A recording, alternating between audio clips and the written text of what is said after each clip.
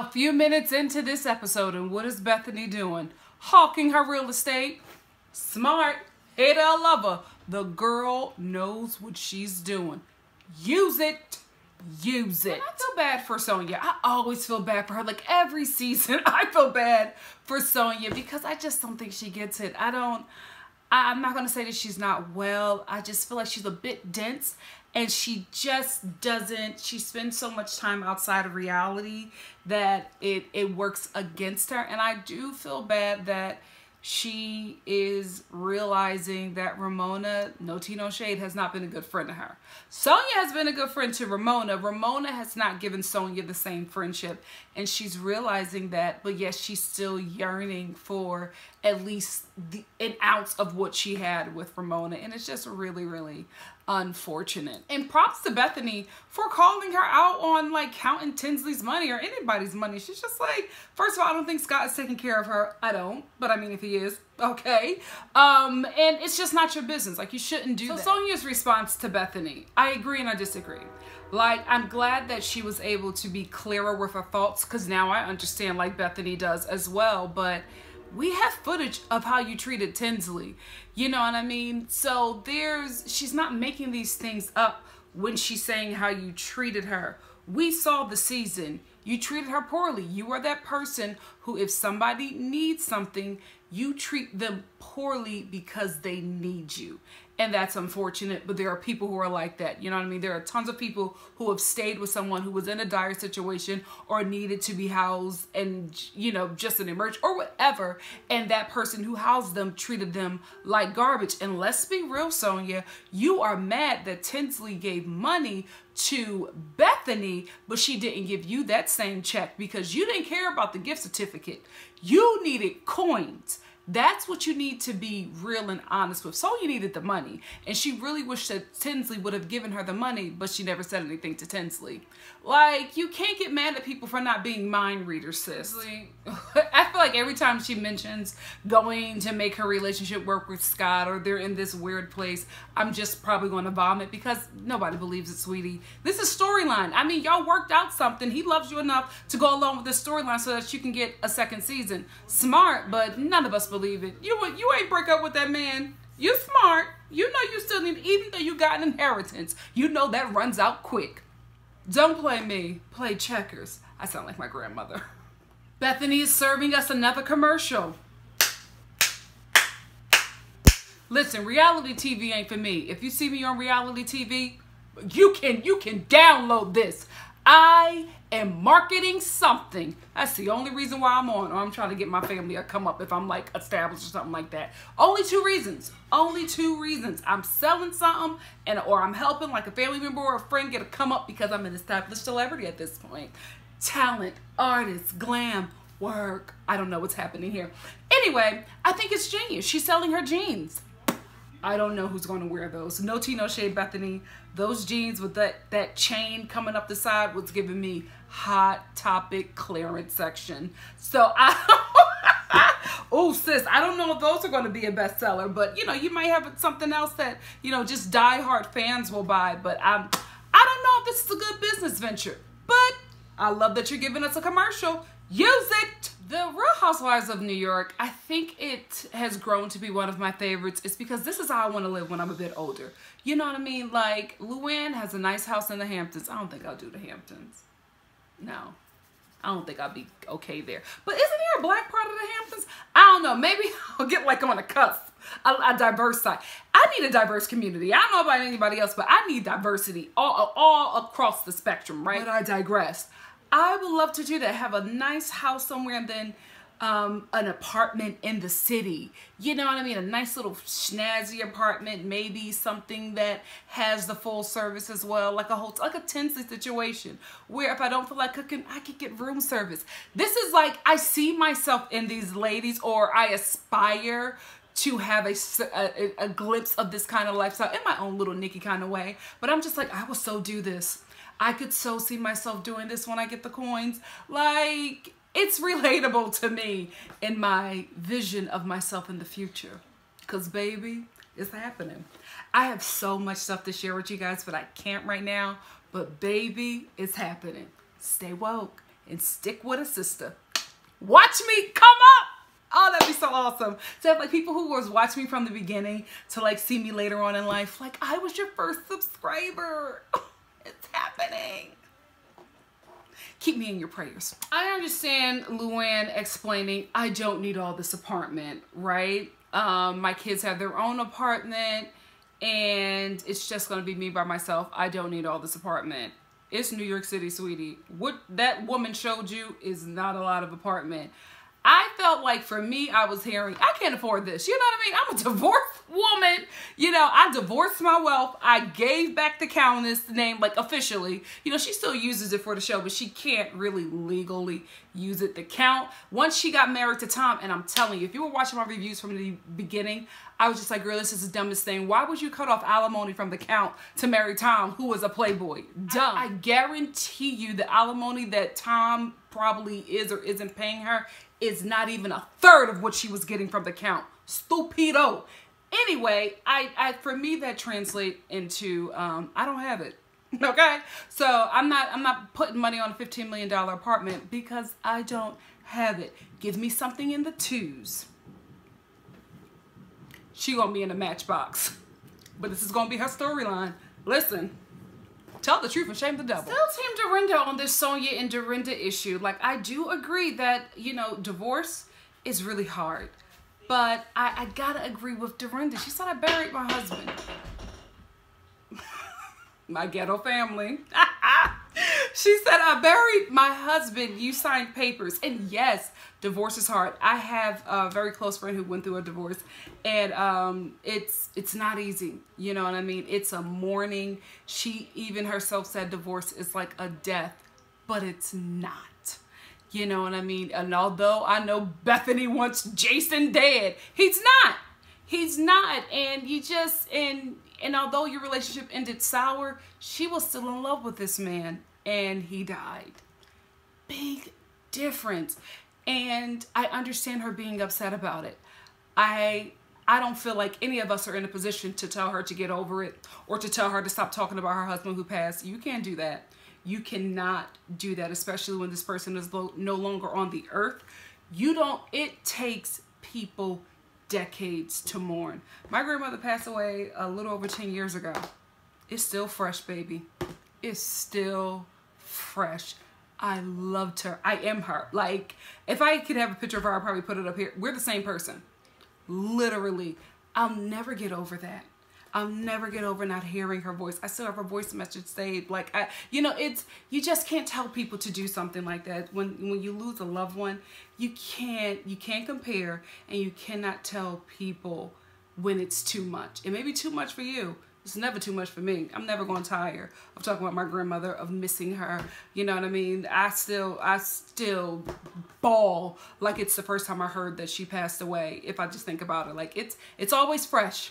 It's always fresh. So I get where Sonja was coming from, but I'm Team Dorinda on this one. Okay, so first of all, Luann and Carol, I don't know if they got the memo that they were going to tea, but neither one of them look like they are going to the same place, okay? Luann looks like she's going to a swap meet, and Carol looks like she's going to a royal wedding. So I would prefer Carol's look anyway if I was going to do tea. You know what? I was thinking about so many events, like when I got time to do for like the people who subscribe and who are out here in LA. And one of the things I wanted to do is a tea party, because I don't know if you guys know, but I love me a tea party. It's my thing. I have fascinators. I get dressed up. I make a day of it. I love it. And maybe that could be one of the things I'll do. I don't know. So many things are going through my mind. I'm so excited. I love you guys. I'm planning a lot of fun stuff. Anyway, they just don't look like they're going to the same place. However, I'm glad they were able to have this real conversation and talk about the issues that they have. I don't think they got as deep as they need to. I think it's just been going on for so long. They want to move on. I'm glad that Carol called it. It's unfortunate that she called it. Luann should have called it because she was the one who was, you know, taking shots at Adam. But then again, Adam was her niece's boyfriend or ex at the time, so it was really muddy waters. I still kind of feel like Carol should not have stepped in with Adam, but everybody is adults, you know what I mean? But I feel for Luann because she had to be loyal to her niece. Like, she couldn't be like, I'm okay with this relationship. She had to, especially if her niece was still had feelings for Adam. Like, you gotta side with your kin, even if it's wrong, you know what I mean? You gotta let your niece know, I'm not okay with it. And, you know, it was also muddy waters for Carol to get into. So I feel like they both have some responsibility in it. I do not like, though, how the Countess was just like, oh, I said it, okay, let's move on. Just because you want to move on doesn't mean another person wants to move on. It's not okay. If I'm telling you that I'm offended by something, you don't say, oh, it's no big deal, let's move on. To you, it's not to me. I want to talk about it because it offended me and it affects our relationship. It affects our working environment. So I'm just glad that we have this conversation. I'm glad that they agreed to move on and really start building some kind of relationship. And I think the only reason why this conversation is happening now is because Carol and Adam are diminishing. I feel like if Carol was still in a very strong and secure place with Adam, she wouldn't be sitting down with Luann. But now that she kind of knows that her and this man are not going to last much longer, or this friends with benefits thing is not going to last much longer. Because the thing about it is, especially when you're an older woman who is not at the age of bearing children, you know what I mean? When you get with somebody who was younger, you also have to take into consideration if that man wants children. Because if he does, hello Ashton and Demi, it's not going to last long. So you can't really get invested. And I was talking about that in my earlier reviews of the Real Housewives of New York, that I just wanted Carol to abandon that and just let go and just have a good time with Adam, because she was so caught up in how much younger he was. And it was also the fact that she knew that he would want a family that she couldn't give, right? And she just wasn't allowing herself to have fun. I was like, listen, ma'am, you're in your 50s. This boy is early 30s. You know good and well he's going to want to have a wife and kids at some point, right? Have fun. Have fun and let him go. Don't fall too deep, but have fun and enjoy. And I think she started to do that, but I'm thinking that she fell a little too deep. So now that it's diminishing, I feel like we're getting back, you know, old, independent, not old, but, you know, the old Carol that we first met before Adam. So I think that this conversation is happening at the right time because everybody's in transition. So it's a good place to have it and move forward for, you know, a brighter season next season. I'm not saying that this season is dark, but I think we're going to have a bright spot with Carol and Luann once, you know, Carol and Adam are officially done. And now that Luann is single, you know what I mean? Out of that toxic relationship, they'll both be in places where you can just move forward and heal. You know how women are sometimes, or just people in general in relationships. When you're in relationships, you only can like really see just certain kind of things, and then you get out of it and you're just like, oh my goodness, I can't believe I was doing that or thinking that, or I can't believe I treated you like that, because this person was your world. Now, you know, that world is done and you got to get back to reality. You see things differently. You mature, you grow, you move on. They're moving in the right direction. And I think, again, it's only because they're both in transition. Caution Bethenny to be very careful with the season's already done, but I think she has to be very careful with this Puerto Rico narrative and her charitable actions, which I do believe came from the heart. It's starting to read me, and I'm hoping that she was a bit more careful with how she speaks about it, because they need help. It's too much. I'm overwhelmed. Honey, people don't have, you know, lights or a home or water. It's not about you. So it was giving me that kind of, and I'm just like, okay, let's end this here. You know what I mean? Because you are starting to kind of make yourself the savior when you were just a person in position who was there to help. But you always have to remember, especially when you're doing charity, it's not about you. It's about the people that are in need or the people that you are helping. It's a selfless act. And when you start taking on self, it becomes something else. And I say this as someone who worked for a nonprofit organization ran by wealthy people, and it was never about the young girls that they were helping. It was always about self, and that organization actually ended up closing because the reality behind it was just exposed. You know what I mean? It comes out sooner or later, but I don't think that's Bethenny. But I'm just saying it's starting to get a little selfish. Are y'all picking up what I'm putting down? Let me know if you agree or disagree in the comment section below. I don't have a problem with y'all disagreeing. It's when y'all get nasty. Keep it cute. This event that Ramona is throwing, let me tell you something. Those bedazzled gloves, I need them. I need them. You know what? I'm going to have to reach out to Bravo. Get these numbers up so I can have this kind of relationship and be like, listen, I got to get invited to any event that Ramona is throwing, especially the dinner parties. But this Henry and Bendel event, or Henra and Bendal, whatever, those gloves, I need. I might do a DIY on how to recreate those.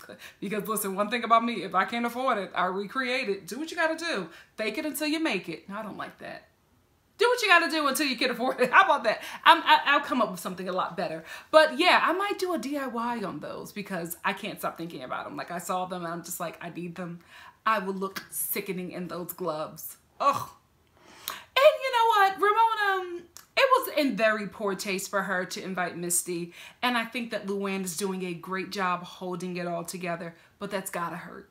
That's gotta hurt. And for Ramona to not even like recognize that, it speaks a lot to her character because she knows. She knows, but Ramona's messy.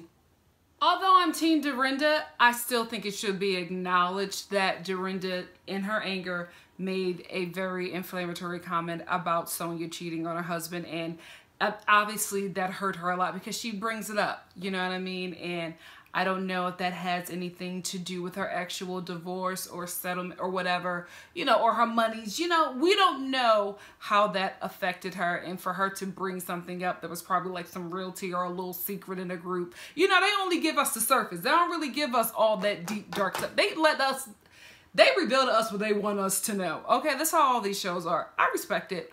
So I feel like Dorinda cut low because she was, you know, offended. And what she said about Sonja really hurt her. So apparently that was a rumor that has had some weight to it because it's been around for a while and Sonja's been divorced for a very long time. So I get it. I get it, Sonja. Still Team Dorinda. Here is Ramona not being a good friend at all because Sonja is saying, I was very hurt by the fact that you didn't defend me when Dorinda was saying those things about my marriage. And then you cut to Ramona's confessional and she's just like, well, Sonja shared some things with me in private, you know, about the situation. And I just don't want to take sides. So you're confirming that she told you that she cheated on her husband in the south of France. Because if you weren't, why did you say anything at all? You know what I mean? If you didn't defend her, you didn't need to say that at a confessional. Ramona's just not a good friend. She's not a good friend. She is a good associate. Somebody to be connected to for, you know, status or to be in the end for certain things. But as a friend, because you're going to be a good friend to her. She is not the one to reciprocate that. And that's just who she is. The women are frustrated with sober Sonja because sober Sonja is dealing with years and years and years of issues that she has had with the ladies, but because she was self-medicating, she never really dealt with them and said, it's okay, no, it's fine, let's move on. But now that she's sober and she's not self-medicating, she doesn't have anything to numb that pain. It has to come out and it has to be dealt with. I prefer sober Sonja because I don't like her getting walked over, because you see things happening, you see her falling apart, and then you see her self-medicating and spiraling out of control. I like the fact that she is sober and she is dealing with these issues. Unfortunately, they're so late that the ladies are just like, what are you talking about? And that's the issue she's going to deal with throughout this season, throughout her seasons on the show, if she's going to remain sober, which I hope she does. But she also has to realize you're bringing up old stuff. So although something new has just happened, you're giving it the pain from something that has happened years and years ago and piled on, and people are thinking that you're out of your mind. Like nobody's really understanding like what's going on here, instead of just saying, I don't like when you consistently do or constantly do this to me. This is an issue. You did this in 2015. I didn't address it. It hurt me. You did it twice in 2016. You did it again in 2017. And now we're here in 2018 and I can't take it anymore.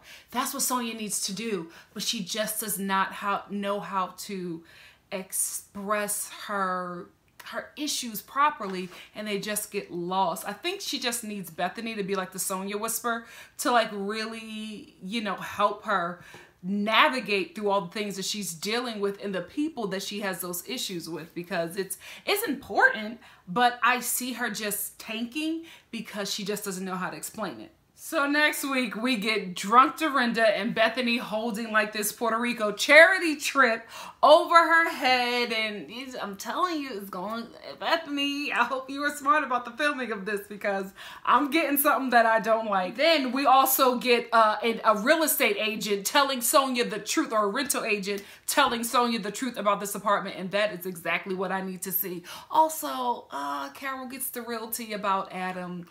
Oh, it's unfortunate, but it's going to be good TV, and I will be there next week to review it. So thank you for stopping by, and I hope you stop by next week as I break down the Real Housewives of New York.